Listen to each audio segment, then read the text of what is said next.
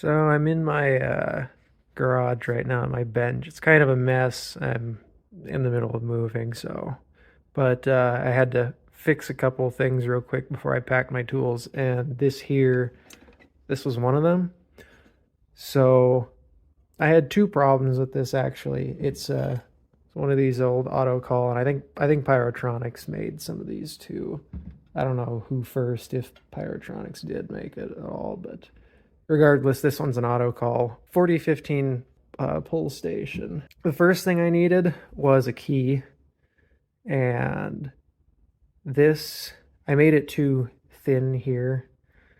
Um, it should have been a little thicker, so it this one's prone to bending a little bit, but it works. But I got the reverse engineered key shape from Hen Basket. He's actually gotten me the key shapes for a couple of these old uncommon pull stations.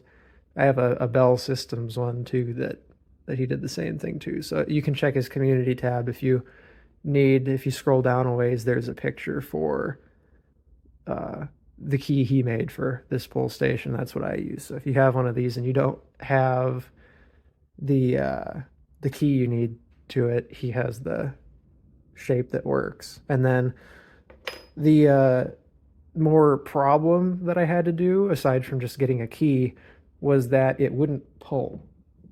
So I could get it open, and there wasn't anything apparently wrong with it, but it just wouldn't pull. I could wrench on the front of it, and it just wouldn't pull at all.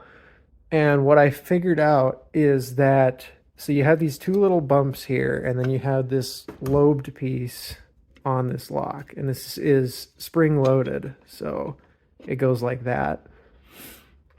That first little one there is where the lobe will slide over and then rest under to lock the pull station into the normal position.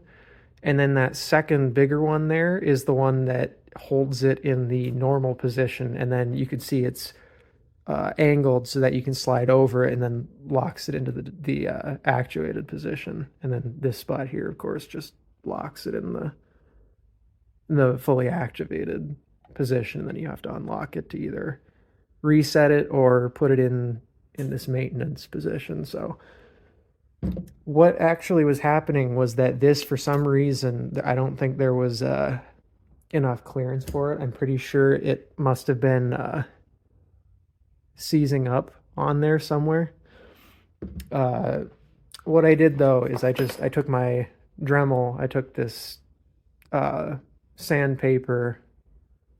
It's like a rough grit sandpaper cylinder, kind of like a Boss, just on a Dremel. But I took that and I just notched it on the side like a door latch, and that way it'd have a little bit better of an interface. And as you can now see,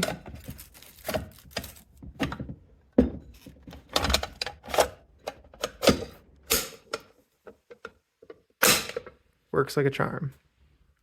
So if you've got one of these and you need to know how to make the key for it, go check out Hen Basket's community tab. There's a picture for that. And then here's mine. Just don't make it quite as narrow in the middle, because it loses a lot of strength when you do that.